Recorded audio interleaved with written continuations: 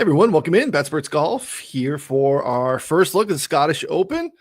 Also have alt-field event this week. What do we call it? Mexico Championship. I forget how. I'm not even sure if that's how we pronounce it, but that one's a little tricky because we're in a new course this week, coming off of a John Deere Classic that I barely watched. Hopefully, you out there didn't watch a ton either. Hopefully, you're out, smelling the grass a little bit, having some dogs, some burgers, some beverages, some fun out there on the 4th of July holiday. Joined here as always by my boy Ron Klos. What's going on, buddy? Hey Ryan, good to see you. So John Deere is always one of my favorite events, even though it's not the easiest watch at times with the field what it is, and obviously we saw, Brian Campbell, God bless him, comes through for a second win. Again, I think some of us can feel with him because I'm not the longest hitter either. So you see the ball speed, you see how he plays, and I think a key just watching that is when you get to these birdie fest courses. And I think John Deere's a little different because you get penalized for bad shots, Yeah. on that course, and so I think that's one of the intriguing things for me to watch every year, and why I like it is, you do have to be in form, and we saw a lot of guys. I had, for example, Austin Eckroat. I think I had him at like 120 to one, and like he had like 8 birdies yesterday, but he also had 4 bogeys, and so the bogeys are out there, and I think that's one of the cool things about just watching that event is you just can't go backwards, and so those guys who are able to kind of just play, even with Brian Campbell, kind of plays boring golf, but that's kind of what you need at a course like that, where you just you get your birdies when you can, and he's a great putter, and he took advantage on the greens, and so yeah, I know a lot of people were a little upset. There was, a variety of different outrights that were surrounding the leaderboard for me and others, but hey, we move on to, one of my favorite swings. I kind of like, I'm a night owl, so staying up late watching this type of golf, always appeals to me. I love links golf. We've added some link stuff to the rabbit hole already, when we did an update a few months ago. So interested to take a look at that and see what that shows us for this week and the Open coming up in 2 weeks. Yeah. Yeah. We just don't have, a lot of the guys, especially in the PGA Tour specifically, the guys will bounce back and forth between the DP World Tour and this obviously Scottish co-sanctioned event. So you will see some names at the bottom of the board, or when you're running a model, it's going to be a little bit tricky. You're not going to have a ton of data on some of those guys that spend most of their time in Europe, but just don't see a lot of a lot of links style golf for most of these guys much these days. But yeah, I agree. I mean, I like this shift coming, kind of layering this in between the John Deere and the Open, so you get a little bit more link style, you get a pretty good field as a prep event for those guys. So it should be a pretty fun week. I think we touched on it a little bit last week. I know the John Deere, this kind of this summer swing, gets kind of picked on a little bit, and mostly the fields are just a little bit weaker than what we see, obviously, in the heat of the season. Now we're in the literal heat of the season in terms of how hot it is in the Midwest, and we're playing all these golf courses. But I think that golf course, TPC Deer Run, is just, I think we agree, more fun than some of the other ones, right? I mean, no offense to Detroit, I love it for you because you get out there and you can get all that one-on-one time with folks, and it's a great event for you. The course is about as bland as it comes. Then Andy will go out and trek it through the 3M.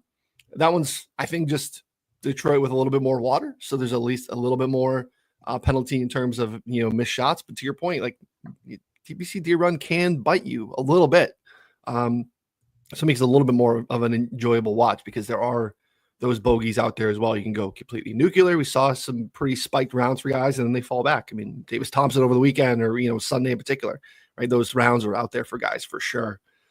So very, very tricky, interesting leaderboard. Again, I barely watched. I was on vacation. My phone died. No cell phone. Couldn't watch or take any of it in. I had my son looking up just leaderboards and give me a heads up who's on, what's going on here, and seeing some of these names. I knew some popular names. Grillo was pretty popular for a lot of people. Homa's price was insane. I think he was 120 in that field, and he had some great opportunities late on Sunday where he could have captured that one too. You had Eckroat and some other ones too, but yeah, it's interesting swing here now that we go to Scotland for this one. The Renaissance Club We spend most of our time there today because the ISCO is on a brand new course in Louisville that we don't have a ton of information. We're going to obviously get more here later in today. We'll share a lot of that stuff in Discord and as much as we can to, give suggestions and plays and stuff for that. I know you'll do some work there too, but in terms of like rabbit hole stuff, if you're looking, it's not a keen trace, which is where it was the last couple of years. So let's talk about the Scottish. Good field. Scotty Scheffler's here. Best players in the world are here. And we've been coming here a little bit now that we made it this co-sanctioned event. What does everyone need to know about the Renaissance Club? So this is, I believe, the 7th year altogether that the Scottish Open's played here. This is will be the 4th year that it's been kind of a co-sanctioned PGA Tour. And again, last year especially, I threw in, I think half the field is DP World Tour guys. So like you said, there's going to be a lot of names at the bottom. And interesting because a lot of these names, or at least the top half, maybe even the top 10, guys like Thurston Lawrence, Nicholas Norgard, some of these guys, they've already kind of made the transition to mostly PGA Tour events. So I think the DP World Tour has become pretty watered down with a lot of these guys moving over. But yeah, like you said, a lot of names we'll have to, in the rabbit hole, have to kind of parse through. But the course itself, we're looking at a par 70, right around 7,200 yards. So not super long, kind of right in the middle there. Tom Doak designed this in 2008, so it's a relatively new course. It was kind of, the land was in kind of an ancient pine forest, so a pretty interesting design. You're going to hear a lot of talk about links course. It's what I would call a hybrid links. So there's only 4 holes that are actually by the ocean. You do have undulating terrain. You have the thick rough off the fairway, numerous wooded type areas. So not a traditional link setup, but at the same time, it does have some qualities. It is right by the seaside. The turf is very firm. There's deep pot bunkers with riveted faces, and the greens kind of do encourage the use of the ground game, which we often see on most of the Open Championship courses. So kind of a hybrid is kind of how I defined it. And if you look in the rabbit hole under courses, you'll see that. So we can look at that here in a minute. But yeah, the weather, as always, as you can imagine, is going to play a pretty big role here. So if you go back and look, the 3 years it's played on the PGA Tour, the last 2 years, it was somewhat easy per round. We're looking at right around 3/4 of a stroke under par. Go back to 2022, though, when Xander won, and we had winds at 25 plus miles an hour for most of the tournament. Scoring was at plus 1.73 per round. So we're looking at like a 2.5 stroke difference based on what the wind decides to do here. And, kind of looking, I know it's pretty far out, but when you look at the early forecast, Thursday looks very windy, but then the other 3 days are pretty calm at the moment. But again, like with anything, especially here when we're talking about Scotland, that can change, by the hour. So definitely some of the factor throughout the week, especially as we get closer to the tee time. If you're playing DFS, looking for those wave advantages. But yeah, just overall, we've got a lot of fescue here. So fescue is the main grass. Greens are fescue. They run much slower. We're looking at about 10 on the stimp meter.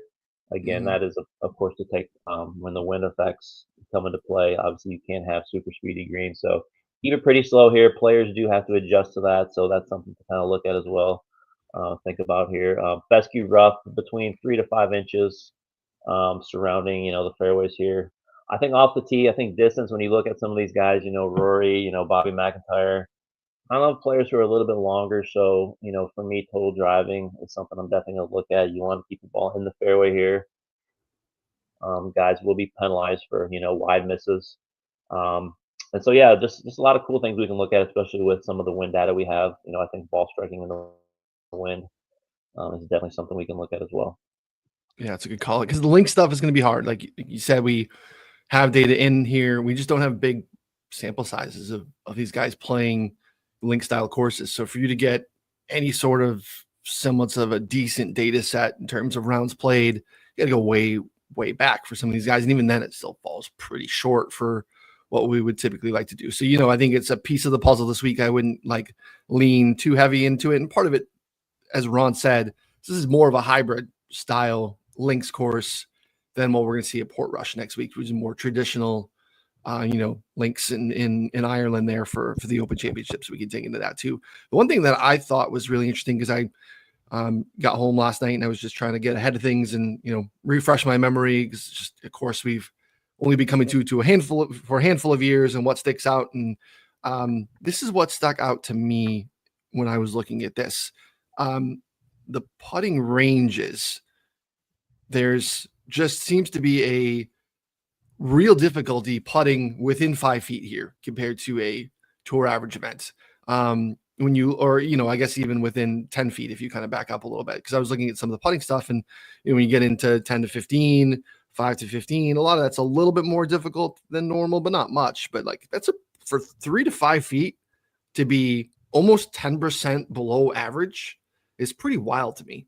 What do you think that is? I mean, slower greens, wind can be a factor, but that's pretty substantial to me. Like I'm never putting 3 to 5 feet, 4 to 8 feet putting ranges in my model, or even really digging into it too much. But it seems to really matter here, because this is a pretty substantial gap between the PGA Tour average event and what we see here.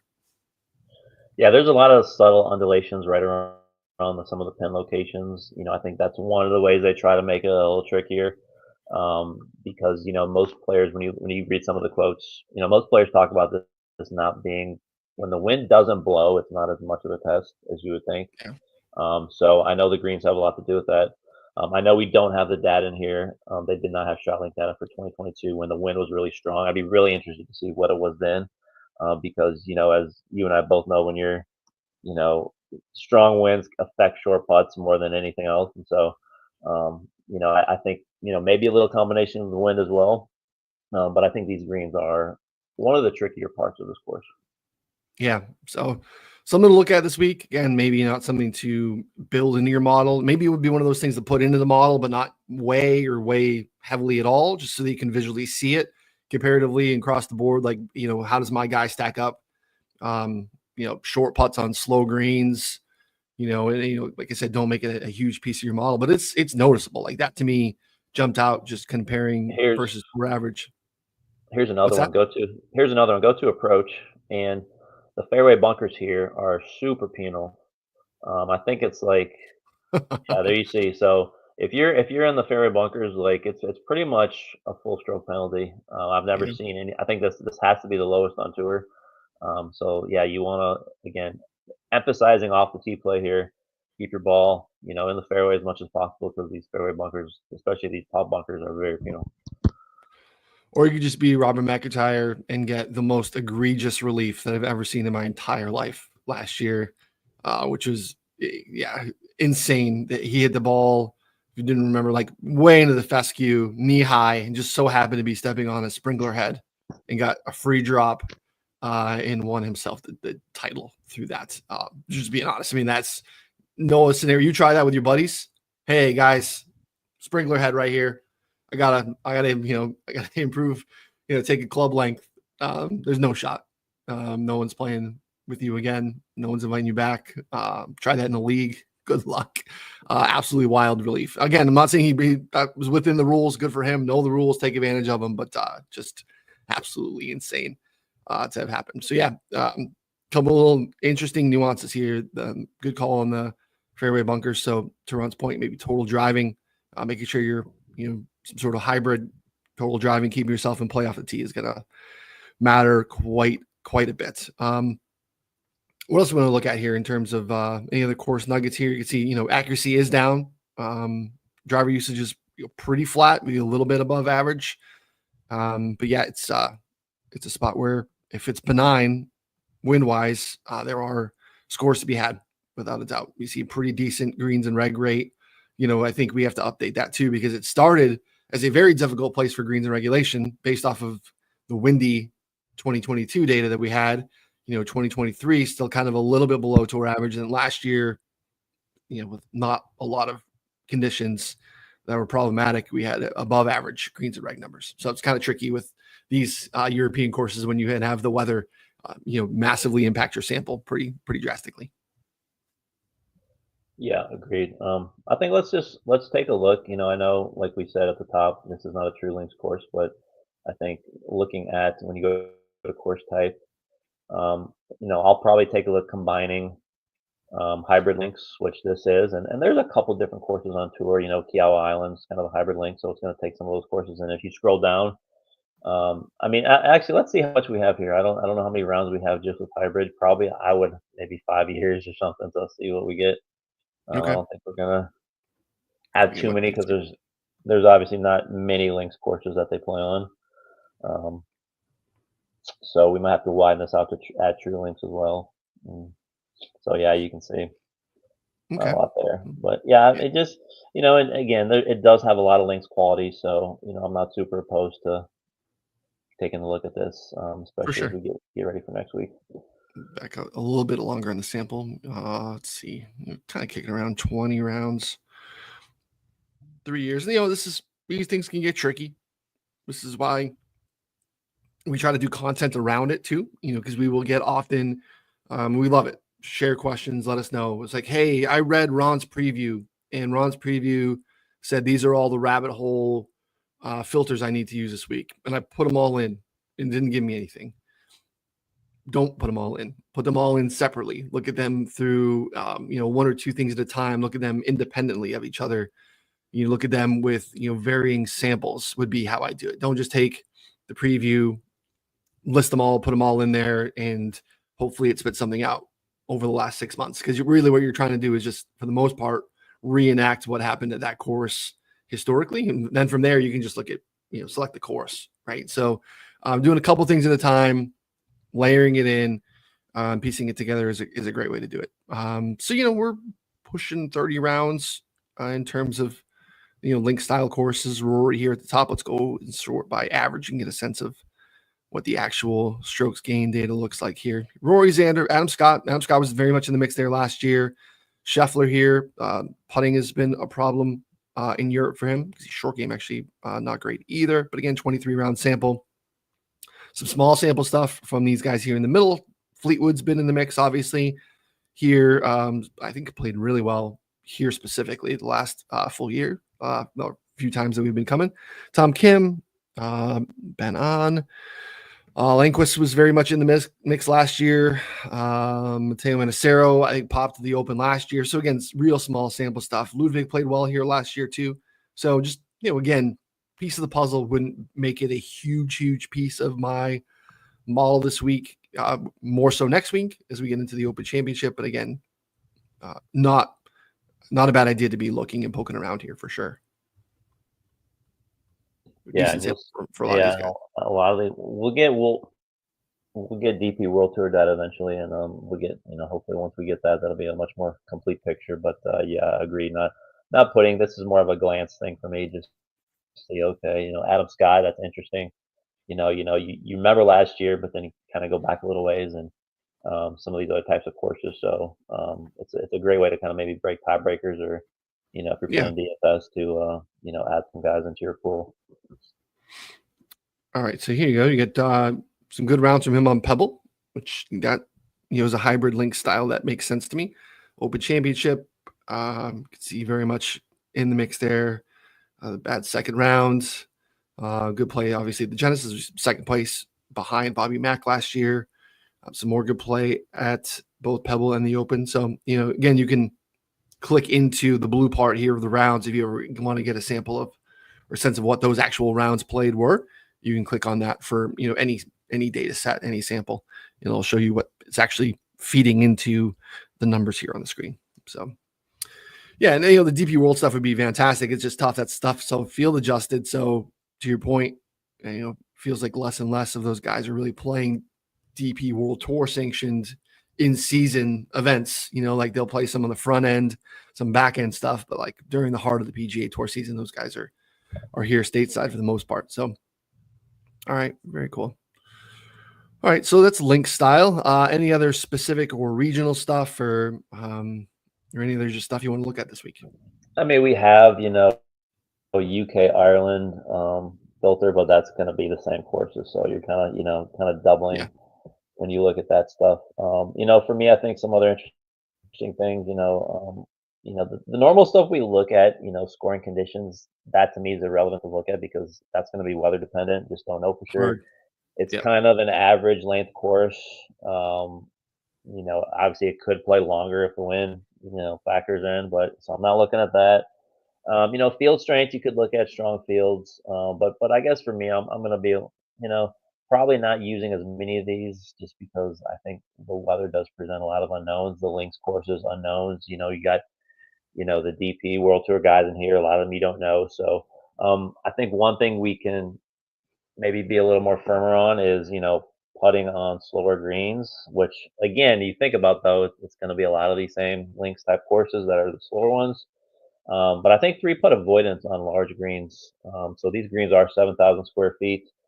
And like you said, going back to that putting, 3 to 5, 4 to 8, that's why guys are three putting because some of these pins are just in tricky locations on, slopes. And so I think that's something that's, interesting to look, especially, if scoring does get a little lower and guys are gonna have to make some of these smaller putts. So I'm definitely looking at large greens, three putt avoidance.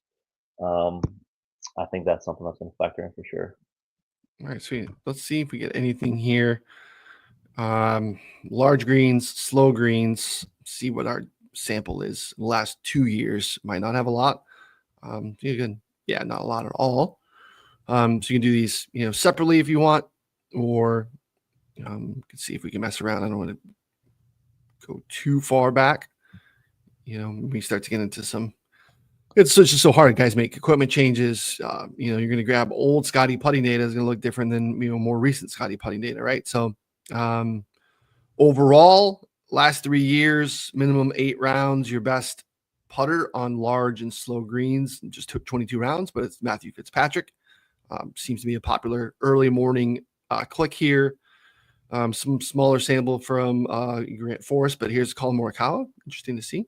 But again, this stuff is not quite as great. Approach putting. Again, that's going to matter more here. Same thing. These 3-putt avoidance numbers are going to matter, especially 25 plus feet on larger greens. So that stuff matters a little bit more. I didn't realize. I saw that Michael Kim was 7 under on Thursday. I had no idea that he missed the cut until this morning. So that was super cool. I'm like, oh, felt good about it. I had a 50 to 1 on, heading in. Is one of my favorite outrights of the week. But here we are. This is boding well for Michael Kim. 10 rounds is not a lot, but Bobby Mack, Thorbjorn Wilson, Sam Burns, again, good putters. These guys, Seabass, those guys are all fantastic putters. Harris English, great putter. Let's see if we mess around a little bit and just say slow. We'll take out large. Just might increase our sample a little bit. Let's see if there's any other names that pop up there. Sam Burns, which we would expect. Fitz is still up there. English. Lawrence, playing good golf. How did he do this weekend? I didn't see. I knew Byron was on him, I know, quite heavily. I'm not sure. Yeah, he finished near the bottom. He made the cut, but kind of finished near the bottom, I think, around Okay. -8. Mac Hughes, Ben on, Norin, Pendrith. So good putters. Morikaw's popping up here a couple times. It's decent here on these slower greens. Tricky because we're not going to get a huge sample combining slow and large. This is again another example of what I was talking about earlier. Let's look at the ranges. I want to see, who is really mucking it up, or who's really separating here at the very top, because that jumped out to me. And again, that could be very much a weather thing. Spawn, not expecting to see Spawn, but again, 9 rounds last 3 years on slow green, so hard to make a lot out of that. Same thing for Taylor Moore, Yannick Paul. Expect that sample to be bigger. I guess he's a little on the new side. Sanjay, Morikawa, Ludwig, Patrick Rogers, Hoagie, Echeverria, Seabass, and then get into the good putters again. Aaron Rye, wouldn't expect to see, but again, small sample. So it's kind of going to be commonplace this week. It's a tough week to model because some of the factors that we are really dependent on to tell the story this week, we just don't know on a Monday morning, because I think playing conditions, been here 3 times. We've had some very drastic splits in terms of how this course plays, depending on weather waves or overall weather for the week. So tricky one. Yeah, let's look at just the wind. I mean, let's look at we have the 3 wind filters. So The windy is winds of 17 plus miles an hour. So this will show you every round played on tour in these conditions. And I think this, trying to replicate what could be seen here, on a coastal course. Yeah. We do have the coastal link as well. That's another way you kind of get some of that wind, coastal courses and the course types. But I think kind of looking at ball striking here is a great way to go. All right, last 2 years, decent sample-ish for guys. Ball striking in windy conditions. We got, let's go average. To see a little bit better that way. Scotty Rory looks to be at the top. That would make some sense to me. Let's get out some of these small sample guys. So seem good for him. No. In 12 rounds, you're gonna have some holes in the model too. Again, whether that's because of Euros or because of sample size stuff, it's kind of a tricky week. Scotty, Rory, Colin. There's Max McGreevy, smaller sample comparatively, but 1.06 ball striking in windy conditions over the last 2 years. Vegas, Connors, Ben On, Ludwig, Siwoo, Xander, JJ Spawn kind of in this mix here. There's Straka as well. Pretty good ball strikers, but it's just an interesting subset just to see how they do in these very windy conditions. This is kind of a decent-ish sample. And you could back out again. I think I did. Yeah, I did 2 years. We're going to see 3 years, see if we get a little bit of a larger sample. Kind of personally the max of where I like to go, depending on what the split is and stuff like that. And some of that probably is still too large. But Scotty separates a little bit more. Rory's right there, and they're kind of in their own tier. And again, Rory won here 2 years ago. Vegas up here again still. Victor Hovland. Was touching on it this morning in our Discord. This is where the injury news on the PGA Tour is really a problem. Hopefully Hovland's 100%. I know there was some injury concerns or something happened to Oakmont, or same thing. Connors was in there with a wrist injury and had some other stuff. How's Connors playing? Because I think those Hovland and Connors could be interesting here this week. But I just don't. I need you on the grounds talking to Thor's caddy to let me know that the wrist is okay. That's a little bit tricky this week. So hopefully we get a little bit more reporting there. Again, Morikawa, Xander, you're good ball strikers. Gary Woodland, which is an interesting one to me too. The ball striking can be really good. Ball flight, you can get that low penetrating ball flight. If this wind kicks up, that's a nice thing for him. Ludwig Toasty, Ben Allen again, and Wyndham Clark. So anything jump out to you there?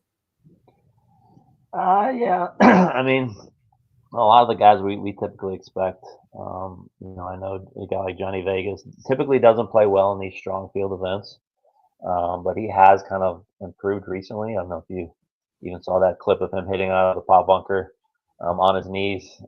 So he's been over there for a while, kind of getting some reps in. So he's definitely an interesting name.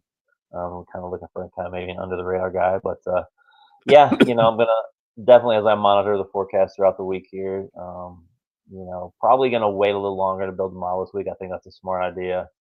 Wait to see how conditions firm up in the weather report, and kind of go from there. But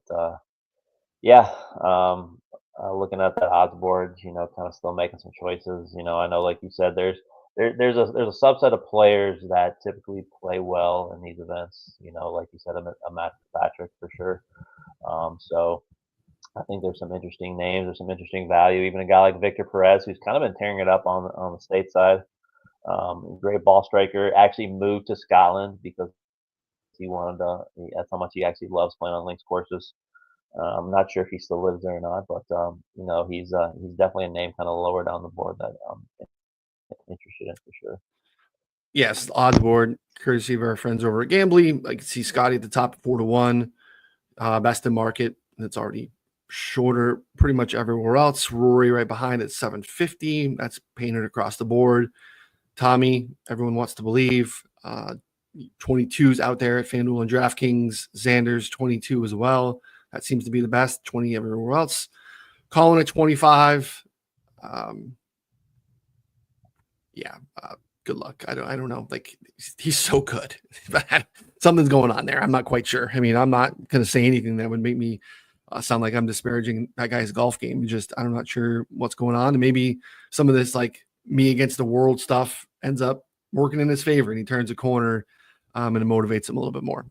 He's an elite golfer. So Ludwig, 30s, Bobby Mack paying the tax as the repeat champ. There's Holland at 35, JT at 35, Burns out to 40. You can see 45 still available on Fitz. That's getting shorter elsewhere, playing better golf. Connors is in that range. Sepp at 50. Adam Scott, a little higher than I think we typically see him on the leaderboard. So he's getting a little bit of that, maybe Oakmont boost. And then obviously he's played some link stuff well, including, second place here last year.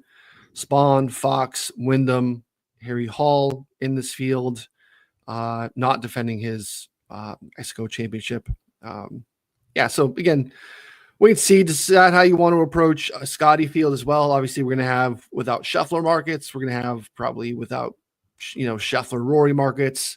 Be interesting to see who else is included in the big dogs without markets this week. And again, like Scotty's not had great success here in the past, so maybe it's not a week that you even want to mess around with without Scotty. It's personal preference. They're going to be out there this week though, for sure. But I think the combination of waiting for those markets to mature, see what happens there in combination with weather reports, anything that we're getting coming out of Scotland this week might help to pause a little bit. I know both Ron and I typically are Monday morning, outright bettors, kind of reacting to the board as it opens. I feel like I'm willing to maybe take a little bit of a worse price when I have a little bit more information coming into the week. And, just personally, that's just better for me this week too, because I'm just kind of getting back into real life. So, just kind of finding my bearings, getting a sense of who played really well last week, and if there's anything that I want to take from TBC or Deer Run and pull it over here as well. So, and I would love to get some injury updates on some of the guys that I'm thinking about considering this week. So pause, don't rush into it. Pick off some bad numbers if you see them here on a Monday morning. But, in terms of modeling, it's a great week to go into the rabbit hole. If you're not familiar, you can go into this section here, view expert rankings section, and you'll be able to see, like I pulled ahead my last year model, updated with some 2025 stuff, but I'll definitely build a second. You see, Andy Lack, Inside Sports Network. Andy's already got 2 out here. You can see PGA Tout on John Hasselbauer. He's already has his out here. So it's a good week to go in, get a sense of what other people are looking at, see if there's some commonalities, some names that are popping that maybe you weren't expecting to see, or, just guys at the top that you definitely like, that you see other people liking as well. Kind of use, I think, a good wisdom of the crowd week to get a sense of some things that people are looking at statistically. So great resource there for you. If you're new to the rabbit hole, you can go in and look at that every single week. And, download any of these little pockets, do a CSV. You can download the other models and do a CSV, combine them. If you're, Excel literate, and kind of create a wisdom of the crowd model. Get another great resource at Betsperts Golf. A lot of new stuff coming too. We're excited to share some of that with you soon. Ron's always grind. I feel like I bother Ron with something every week. Hey, let's put this on the list. Let's add this. Hey, how can we do this? Can we figure this out? So, we're going to have a busy off season, busy swing season, data wise, hopefully adding new things for 2026. Cause we want just continuing to, mutually have these new ideas. Hey, how can we do this? And we're going to make it happen. So, appreciate everyone riding along with us. So anything else you want to look at or anything else for the folks before we take off? No, just real quick, we added we added an AM PM filter, so you can now check for any tee time, if you want to separate, by morning, noon time when guys tee off. Believe it or not, some players do play better earlier in the mornings. They've 1,000,000%. guys, and they admit to that. It's not just like a random thing. Like, hey, I just feel better getting the round done, getting the round started. I'm more of a morning person. I've heard a couple guys say so. Another thing to check on the finish position page, you can now look at actual tournaments. So if you go to the finish position view, so basically, like for this week, if you wanted to, select, say coastal courses, I think that's something that guys can look at and click on the round. It won't be a round number; it'll be the PGA start number. And you can kind of go in there and view the actual tournaments and the actual courses that were played on those coastal courses. So Just another thing to kind of instead of just seeing the numbers, you can actually go in and see the actual tournaments now. So I think that visually is something that's very beneficial. So yeah, go to course type, and um, this is something that I think a lot of people don't utilize enough, the finish position data. I think it's great for looking for upside. Um, but yeah, there's some good information here for sure that I think is very underutilized. Yeah, I love it for. I mean, I'm trying to do some videos around it on Betsperts Golf on our Twitter accounts, because I do think it's some of the stuff, especially like first round leader type stuff. Like you can go in here, filter by condition. You can just look at round one data, right? If you look at this, it's going to give you some of that first round leader stuff as well. So you can actually start to, instead of just off of vibes, off of, I'm going to first round lead my outrights, like you can actually get a sense of what someone's finishing, average finishing position is, like how often are they top 20 after the first round, and compare that out. If they model well for you as well, you have this data here. So top 20% first round lead percent. And this is what Ron's talking about. Same thing. You can actually click into these starts as well. So here are these, starts by this data set as well. So, just the first rounds in the data set that we're pulling. So really, really cool stuff. So you can see, Rory, coastal again. I have a coastal course type, so that's why you're just getting a few of these. You can see Rory, pretty decent golf there. Genesis, not so bad as well. So yeah, you'd expect it from Rory. But yeah, really, really cool way to look at it. You can also go in here to, like I said, for round one, Ron mentioned finishing position, but I also like to look at miscellaneous metrics, because you can also see the gap in guys' round scoring stuff to the point that Ron's saying, like, it is a thing. When you start to get a pretty decent sample and you see some pretty big deltas in scoring average, round one AMPN scoring, like Gary Woodland might not believe it, but it's a pretty good point to be had that he likes playing in the morning in round ones, 17 starts. And he's 4.5 shots better in round one in the morning, right? Same thing, Patrick Rogers. I know Harry Hall's always in this data set. Yeah, he's right here. It's 3, 2.5 strokes. Good golfers are just good, right? Scotty's good at both, but you can kind of search by both. Some guys maybe like sleeping in a little bit, right? Lee Hodges likes that afternoon tee time. So this is always, I think, a great way if you're like messing around with first round leader stuff to just verify, see if there's something there, see if there's any noticeable splits. I just wouldn't want to have me and my guy on the wrong side of the wave, and I want to bet him first round leader, and there's something in here that's just an outlier screaming that tells me not to do so. So just again, resources, use it. And the cool thing is you can widen this data out and you can really test it. So like if Sure. you go up there and you say, okay, well let's go the last 50 rounds. So make sure I'm getting a wider sample. You can do it by rounds, you can do it by years. And okay, does this Woodland 4.5 stroke advantage, obviously it's going to shrink probably a little bit. Let's see how much it actually shrinks. And so just the ability to kind of whatever metric, whatever time frame you can think of, that's just the beauty of the rabbit hole. Obviously, you cannot do this any place else. Nobody else has these filters where you can customize with this much detail. So It's to get 50 rounds, it's yeah, not as big, it's still yeah, pretty big, right? yeah. So Gary likes going off early on Thursdays. So does Patrick Rogers, though this is, that gap closed a little bit, but it's not nothing. Again, it's just part of the puzzle. Sepp likes later, seems to. Harris English over a stroke and a half in PM. So again, lots of great ways to use this data. You don't have to just use it for modeling. You don't have to build a model. You can just look at other people's stuff. Hey, I want to see what Ron does, right?